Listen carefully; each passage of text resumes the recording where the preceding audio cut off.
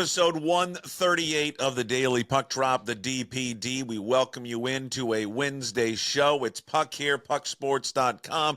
Whether you're watching on YouTube, we appreciate it. God, I've got a face really for radio and really a face for just audio, not so much the video element to it. But if you are on YouTube, thank you for watching. Please like, subscribe, leave a comment below. We try to answer as many comments as we possibly can. I always say we, and again, it's just me. If you're on Apple, Spotify, wherever you're listening on your podcast, thank you so much. Please, again, always rate, like, and subscribe. If you're new to it, the Daily Puck Drop, we do this every single day, and we drop it at 10 a.m. And I know most of you don't listen right at 10 a.m. Maybe you listen to it a little bit later. But whenever you devour this podcast, and I was told to stop calling it a pod. All right, to that one person who said, you sound like an idiot when you say that. All right, duly noted. Fine. Okay. Thought I was trying to be like hip to say pod rather than podcast. I don't know. Show. How about just media show? All right. Coming up on today's show of the Daily Puck Drop, hashtag the DPD.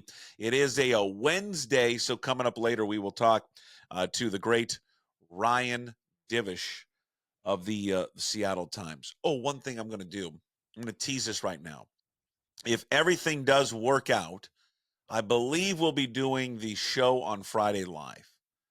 So that will be the Daily Puck Drop, and I think we'll start it at 10. And that will be Ryan Divish and also Chris Egan. I got to make sure those guys are cool with it. But who's in? Who's in for a live show of the Daily Puck Drop on Friday along with Ryan Divish and Chris Egan? We're going to kind of do a little test run, I think, on Friday to see if we can kind of pull that off and try to do it a little bit more consistently. All right, what do we got here on episode 138 of the Daily Puck Drop here on a Wednesday, June 5th. We'll get in the M's. They win again last night, 4-3 over the Oakland A's. George Kirby looked good. Offense was good early on. Josh Rojas had a good game. Ty France with another good game. The story, though, coming out of it was the injury to Andres Munoz. And so hopefully, fingers crossed, Munoz is going to be okay. They cannot afford to lose Andres Munoz at all. I mean, we've talked a lot about how this team, when they get to the deadline, is going to have to start adding not only just offensive arms, but also bullpen arms. And so losing Munoz, who has been rock solid for this team this year, would be a devastating loss there for the M's. And I thought initially watching it that was clearly going to be a foot injury or an ankle injury. But then when you see the reports coming out, I think it was Adam Jude who said he's been dealing with a back injury that and he's been wearing a brace there on his back and to support it. That's what they really talked about more than anything. That it was did he hurt his back again or aggravate it? When I saw him do the warm-up toss, you could tell right away when he did the warm-up toss, he was not extending and he was not pushing off or landing on that foot. So that's what I just took away from it immediately. He did not talk to reporters after the game. Said he wanted to get the MRI done and then go from there. So hopefully he's okay. And it looked scary. Again, thought it was the ankle or the foot, but it appears to be his back and something that he's been dealing with. But again, they win, beating up on a bad team, beating up on the A's. They've dominated the A's like everybody else, 35-27 on the season. They got 5.5 game lead now on Texas, who lost yesterday to Detroit. Largest lead that they have had in the American League West at any point since August 15th of 2003. Jesus, that's when I was covering the team. That's a long damn time ago. I remember that's the first 2003 should have been. And that's the first year of Bob Melvin. Yeah. And that's the first year I worked there. Worked at the radio station, worked at KJR, and was covering the Mariners, baseball's best post-game show, inside clubhouse reporter. That was a fun team. It was coming off the whole Lou Piniella stuff. And then Bo Mel was in his first year, and it just kind of fell apart. They ended up winning, God, this is off the top of my head. I want to say 92, 93 wins maybe. God, maybe more. Missed out on the playoffs. That figure will get them into the playoffs this season for sure. But they won the game. they should win the game. Kirby looked good. Offense was just enough to get them through it. But again, we'll find out more coming up later when we talk to Divish just about the extent of the injury there to Munoz and then what options they have. And there is a guy, there will be an option, and I think this was going to be an option regardless, even if there was not an injury to Munoz. And we'll get to that just in a quick second because there's a guy that Divish has been talking about a lot recently on the podcast, on the shows. See, I didn't say pod. On the podcast about a guy named Logan Evans. And you're wondering, well, who the hell is Logan Evans? We're going to introduce you to Logan Evans here in just a quick second. But he's a guy, along with Gregory Santos, if he can come back and be healthy, these are guys around, hopefully, the All-Star break that you will see there in the bullpen. And Adam Jude had a tweet about it, talking about how Jerry DiPoto has already reached out to Logan Evans and discussion of what they're going to do. A reminder, we will have Divish coming up later today. We will tape him a little bit later, and then we'll release it at 1 o'clock. He's not traveling with the team. Jude is. Divish back in Montana, but Divish, along with Adam, did a great piece in covering John Stanton and just what the Mariners are going to do moving forward with the trade deadline, the future of Root Sports. We talked about the future of Root Sports with Brad Adam yesterday. Unfortunately, the episode with Brad right now is kind of just in the ether with Brad because he had recording issues with in his house. And because of all the weather and everything that has been going on, with the storms and the wind and all that one, it's just been an issue with him. And we had problems recording, and then we had to record like on his daughter's iPhone, and then the recording kind of got has been not all downloaded yet. So we are searching for the Brad Adam episode because it was really good. Brad was open and honest about kind of the future of Root Sports and kind of how everyone's feeling over there because it's a hard time, right? It's difficult when you are dealing with a situation like that when your livelihood is on the line and your job. And so we are efforting to get that audio and to get that video, and hopefully we'll have it. But there was just some issues with the downloading because of the weather, and they didn't have internet, and so he was doing it off his daughter's phone, and it's just a bunch of different issues. It was quite humorous, by the way. No internet issues here at the Puckett household in Ballard. You want to know why? Shameless plug, Quantum Fiber. Quantum Fiber is the best internet service you can possibly get. If you don't have Quantum Fiber and you can get Quantum Fiber, make the move today. And I'm not even being paid by Quantum Fiber. I'm just giving Quantum Fiber a shout out because it's so damn good. But when we do talk to Divish coming up later, we'll talk about the future of Root Sports and what the next steps are. In talking to Brad, they are kind of left in the dark a little bit about what's happening with Root Sports and kind of the future of it and whether it's going to be on linear television next season. We don't know. Will they go the route of what the Kraken have done with King 5? It doesn't appear they're going to. It doesn't appear that it's going to be over the network free. It's unfortunate because I thought that's the way they would go, but it appears that Root will have probably one more year just on Root Sports, so on cable or Fubo if you have that. There definitely seems to be like a streaming option that will be available next season if you don't have either and you just want to stream and pay. That's what I would like to do eventually, but we got to wait and see kind of what the future of it is. But it's all kind of up in the air right now with that. I think Divish will have a little bit more detail when we talk to him later today on the show. And again, him and Jude doing a great piece with sitting down with Stanton. John Stanton doesn't do a lot of this stuff, right? I mean, he doesn't sit down with the media very often. And so when you get a chance to, to pin him down and ask him a bunch of questions, and there's probably things that he said that they could probably use there in the article, a lot of off the record stuff, but covers again what the situation is with Root. But then I think what most fans like myself and you guys want to hear about is this organization going to be aggressive there at the deadline? Are they going to be able to open up their checkbooks and spend and give Hollander and give Jerry DiPoto the financial power to go out and make a move for whoever it is? Doesn't matter. I mean, there's a bunch of players that are going to be available at the trade deadline, a ton. Luis Roberts going to be a name that's going to be thrown out there. You're going to see his name mentioned a lot. You already have heard his name mentioned a lot. He just came back. I believe he just hit a home run yesterday. So again, that's going to pick up because of where the White Sox are.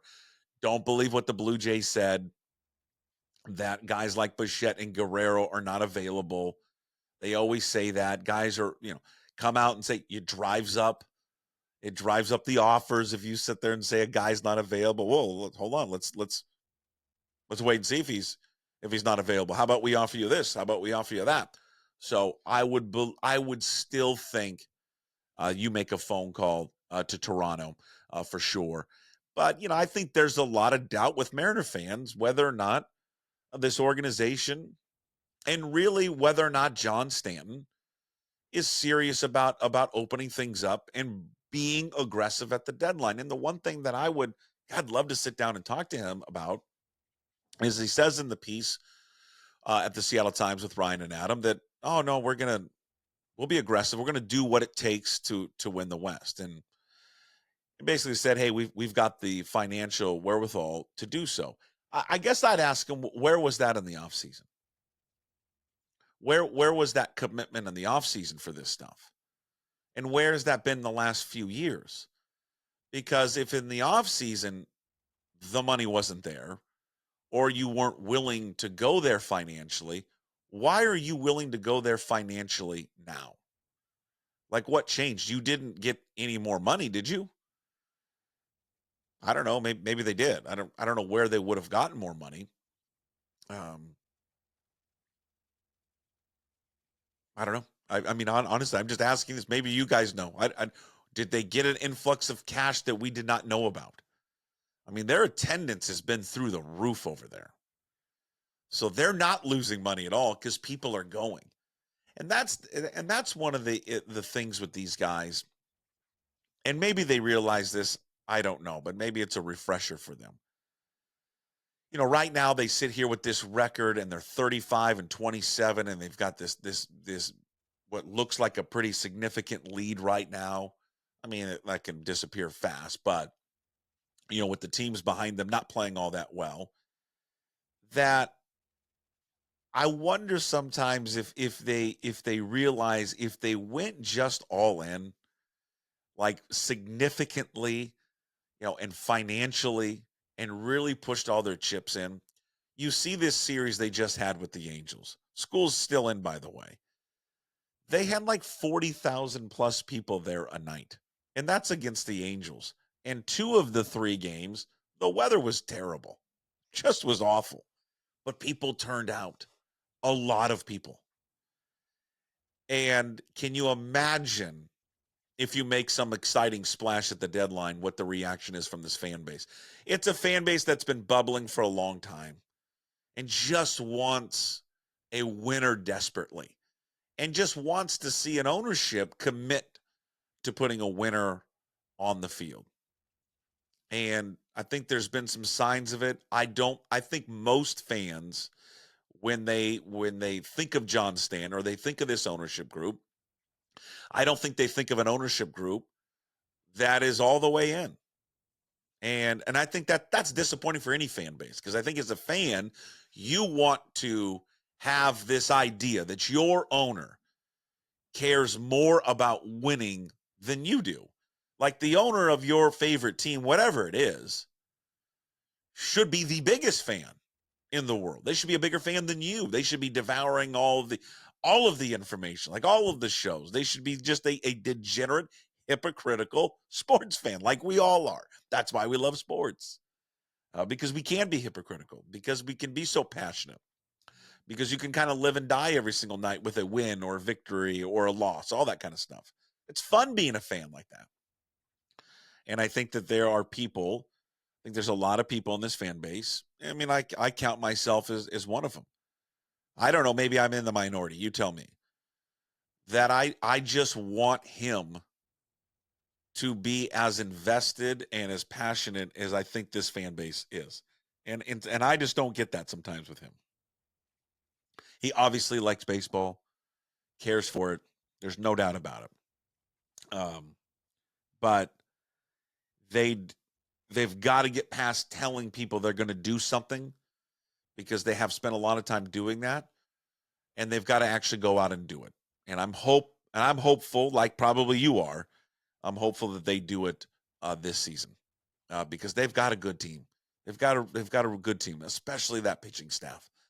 And that's the thing that you don't want to waste. You don't want to waste what they have right now with these pitchers, because here's the problem. If you don't take advantage right now with these pitchers, it's going to be over. Unless you're going to give a contract to all of them. Now, I hope they do. I hope they sign Kirby. I hope to a long-term deal. I hope they lock up Miller and Wu and Gilbert. I mean, they've already got Castillo. I hope they lock up all those guys. I hope they lock up Cal Raleigh. But let's be honest with ourselves. What are the odds? Not to say they can't do it, because I think they can do it. Again, there is no salary cap in this sport. But what are the odds? All this homegrown talent that they have on the pitching side, especially. What are the odds they lock up all those guys? I mean, you know their track record. The track record isn't good for that kind of stuff. So, what are the odds they lock up all those pitchers? They lock up Cal Raleigh. I mean, I don't know. I don't feel confident about that they can do it all, or that they would do it all. I know they can do it all, but will they? And if they can't take advantage right now of just this low cost of all those guys, because they're in this window, right? It's like when the Seahawks had Russell Wilson. They were in this window that they could spend money on all these other players, because they knew they didn't have to spend on the quarterback, who's the most expensive guy in the world anyways. But they didn't have to break the bank for him, because they had him on a rookie deal. The cost was way down, and it allowed them to go spend money elsewhere, build up the offensive line, defense, all that. And that's kind of just to compare the two. That's where the Mariners are at right now. They don't have to spend on pitching. They spend on one guy. They're great in the bullpen. They don't spend big money on the bullpen. But offensively, besides Julio, they just don't commit any money to that side of the team. And hopefully that will change again at the deadline. Again, it's not like it's like free agency. You're going to go buy these players. But as I've said before, if they can acquire a guy and if they've got to rent them, fine. Be okay with that. If they've got to get a player and eat some salary, eat some salary. This would be the year to do it. Just be aggressive. I think that's what all of us fans want them to be, is just be aggressive. Last thing, if Garver is going to continue to catch, why is Savala on the team? That's something we're going to ask Ryan Divish. I'm just really confused about that. Why is he the guy on the team? I mean, I like Garver catching. I think it's a great idea what they've done. I'll give a lot of credit to Scott Service for that. You got to get this guy going. He clearly has struggled with becoming this like full-time DH, and that's a hard thing, right? In the episode you may never hear with Brad Adam, we talked about that yesterday, how a lot of these guys just struggle with that. And there's no doubt that Garver probably fits into that. It's when you just kind of not doing anything and you're used to kind of playing in the field. It can be hard when you struggle at the plate and then have to turn around and not turn around and go play in the field, that you got to sit there and just stew on the fact that, God, I just struck out again, didn't get a hit again. But I like him catching. I think it's a good idea. I would just ask, just move on then from Savala. I get the reasoning, though, behind it. Garver has an injury history. If something happens and then you don't have a backup catcher, you're screwed. So they likely will just have to keep Savala, but it's just taking up a roster spot. there for nothing. Put a catcher's mitt in Dylan Moore. The guy has played every other position. Just have him play catcher, for God's sakes. I bet he could do it. I mentioned this name before. Well, I haven't mentioned him. Divish has mentioned this guy before. Let me pause for a sip of black coffee here real quick. Yeah, no cream. Hot and black. All right. Just like my women. Anybody, or men, does anybody remember that line? What is that line from? Anybody? Anybody know that line? It's one of the greatest lines from one of the greatest movies. I kind of butchered the line, but you get the gist of it.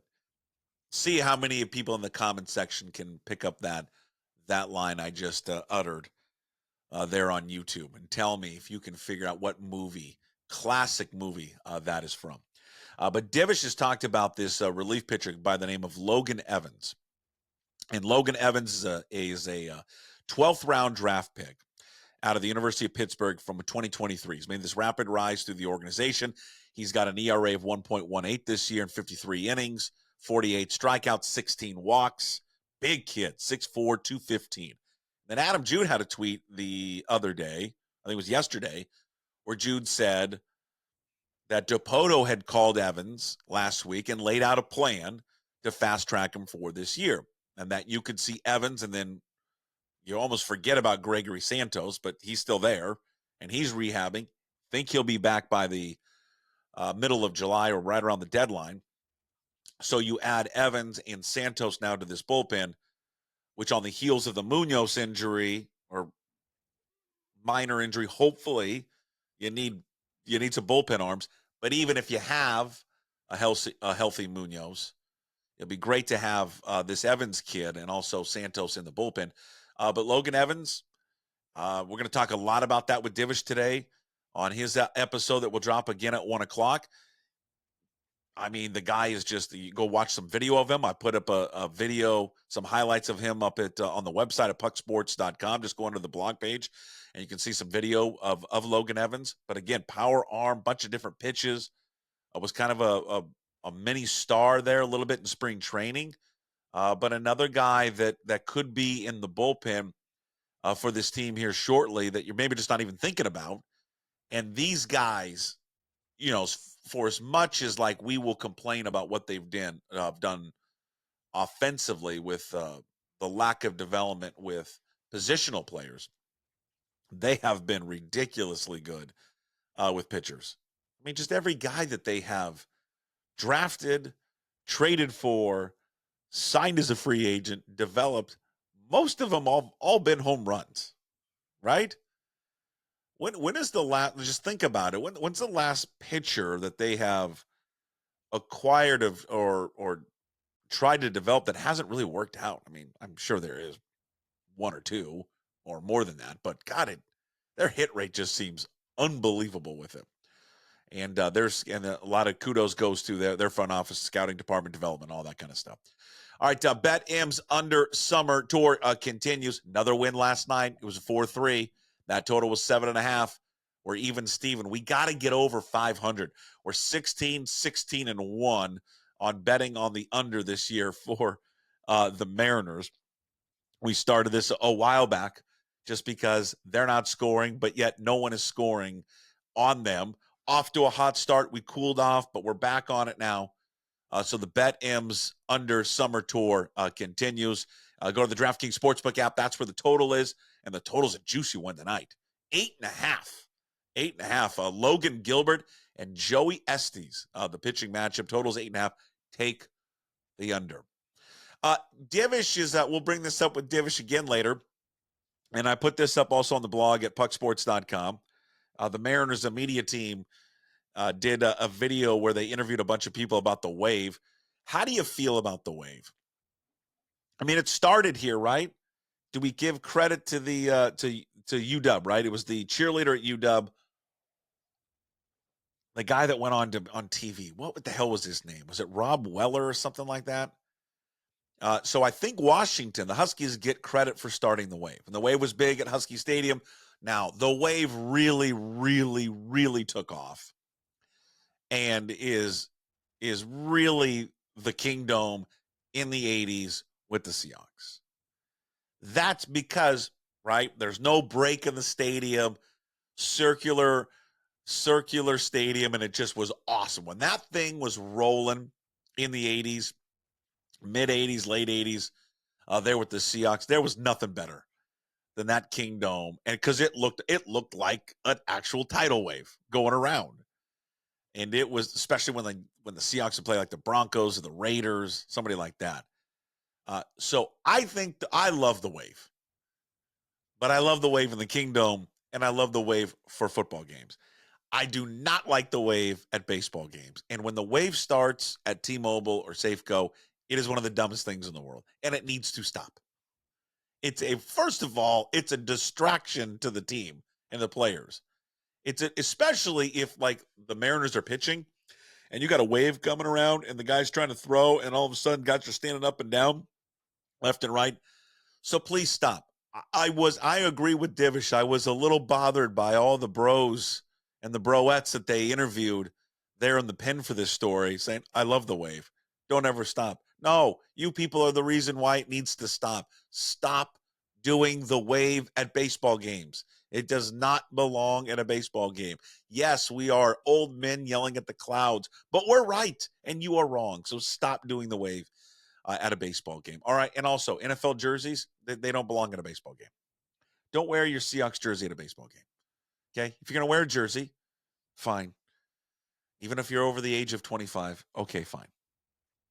Make sure it's a baseball jersey, not a Seahawks jersey. And no go Seahawks or go Hawks chant or 2-3 go Hawks. You're watching the M's play.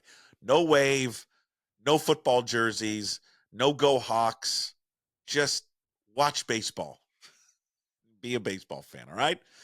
Hey, what the puck, as we wrap up the Daily Puck Drop, the DPD. You remember if you used to get a Sports Illustrated like I did, and I used to, as a kid, devour Sports Illustrated. I used to love it every week. Couldn't wait for it to be dropped in the mailbox. I used to love reading. Rick Riley was the first thing I'd open up, look at the back, read that. The other thing I loved, there was a couple other things. One was I always like to see like the local high school athletes that they always featured, and I always like to see if there was one from here. But the other one was, and it was a small blurb, it was always in the front of the magazine, and it was titled Sign of the Apocalypse. And it was basically a story of just like a crazy story of like, can you believe this is happening? And we are doomed that this is taking place. We have one of those stories today for you on Hey, What the Puck? Sign of the Apocalypse. Maybe we should bring that back, since really Sports Illustrated, the magazine, is done forever. We can just steal it. I mean, everybody just steals every idea anyway, so we can steal theirs. Sign of the Apocalypse, that we all knew this was going to eventually happen. The state of Florida and the Florida High School Athletic Association has approved name, image, and likeness for high school athletes. Sign of the Apocalypse. And this probably will be approved in most states eventually, and probably pretty rapidly. In fact, Mick Hoffman, I think, from the WIA, has talked about this before, exploring this, allowing high school athletes to profit off their name, image, and likeness. And this is just, again, there's going to be a lot of you that are going to support this, and a lot of you are going to say, well, why does it matter? These guys can get high school jobs, they can get paid, and now we're just going to sit there and it's just another form of payment. Okay, you'll see. How big? Let me just ask you, in favor of the name, image, and likeness, how do you think it's going in college athletics? How do you think it's going? Now imagine that at high school. Now imagine high schools, which again, we already know there's recruiting going on in high schools all over the place, private schools, public schools, all of it. How do you think it's going to go now if you start introducing name, image, and likeness in different high schools with a stronger alumni base, or there are private schools with a huge alumni base, can now openly just sit there and pay players? I mean, they're doing it under the table now, but now they can just do it out in the open. It just will create chaos. It does not need to be on the high school level. I would just, please do not, the state of Washington, please do not do this. Not surprised that Florida did it, and won't be surprised. Maybe it's already available in Texas and California, but I would assume those would be the next two states to do it. All right, as we move on, Hey, What the Puck? Still no car update. The wife's car stolen the other day, still not found. It will never be found. I doubt it. But okay, it happens. We'll wait. I think we are less than 2 weeks away. If it's not found in 2 weeks, then they get the full refund for it. But I know people have been asking. Yeah, no update on the black Audi. If you see a black Audi around town, hatchback, send me a picture. It could be ours. You never know.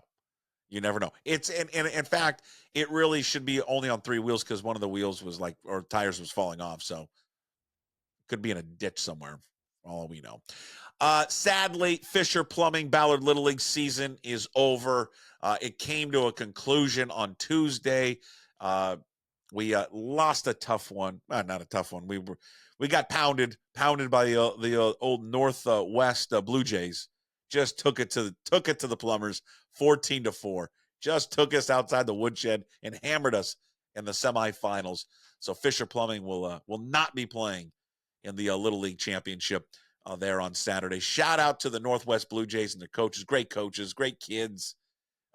Me and the other coaches, we got to the field we were going to play on early in the afternoon because all the rain was pouring all over the place. We didn't think we were going to be able to play, but God, we put a lot of manpower and effort into that to get that field ready, dumping a bunch of sand and just this like gravel. I don't even know what you call this gravel stuff that soaks up all the water, and we raked it all in. But we had to do it. We had to play that game.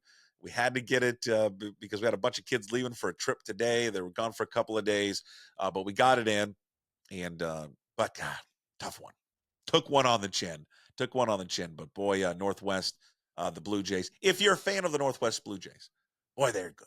They got some good pitchers. But they are moving on to the championship game coming up on Saturday. Great season there for the Plumbers. Sad to see it come to an end, but it was a fun season there for the Plumbers. And we introduced the Golden Plunger, which was really the greatest thing that we did this year, was introducing the Golden Plunger. But there were so many positives of this season. We had a couple of kids who really never played before that they'd come out for the team, and they were great, just great kids, soaked it all in, and they had a blast. All right, that's it for the Daily Puck Drop, the DPD. Again, a reminder, coming up later, we'll talk to Ryan Divish, get his thoughts on that long, wide-ranging interview that himself and Adam Jew did with John Stanton. So we'll spend a bunch of time on that. Will the team be aggressive at the deadline? What is the future of Root Sports? We will cover all of that on the podcast coming up later with Ryan Divish, which you can find everywhere. Pucksports.com, Apple, Spotify, YouTube Music, Amazon, wherever you find your podcast. Also, always there on YouTube. Please like and subscribe, leave comments there on the video. We'll talk to you tomorrow. As always, we promise to be better. Shirt, no shoes, no ties. Would anybody like to smoke some pot? Yeah. I was born to love you. I was born to lick your face. I was born to rub you. But you were born to rub me first. What do you need my address for? We'd like to send out a mailer. Mother of mercy, I don't speak Japanese!